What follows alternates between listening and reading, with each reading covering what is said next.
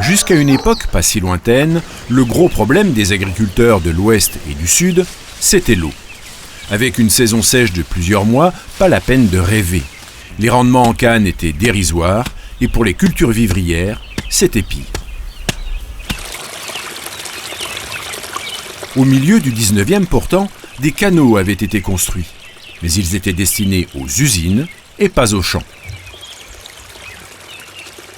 Au tout début des années 70, un gros projet d'irrigation voit le jour. On capte l'eau dans le bras de la plaine et on l'amène par un tunnel jusqu'à Trois-Mâts. Là, d'énormes canalisations la distribuent sur plusieurs milliers d'hectares. Pour les agriculteurs, il était grand temps. Qu'est-ce que vous faisiez avant d'avoir l'irrigation? Un peu de maïs, un peu de haricots. Et ça marchait bien? Pas souvent, hein. Pas souvent. Ça dépendait de la change. Dans les bas, s'il n'y a pas d'eau, c'est inutile. Et tu es sur la veille d'abandonner même. Et tous les planteurs devaient dire pareillement qu'ils devaient être abandonnés si ce n'était pas de l'eau. Alors, quand les premiers asperceurs se mettent à tourner, l'impact est immédiat et les planteurs apprécient. Qu'est-ce que vous pensez de votre rendement en canne depuis que vous avez l'irrigation? Oh, ben, ça l'a doublé, ça. Ah oui. Où qu'on a l'irrigation, surtout dans les terres des bas, hein.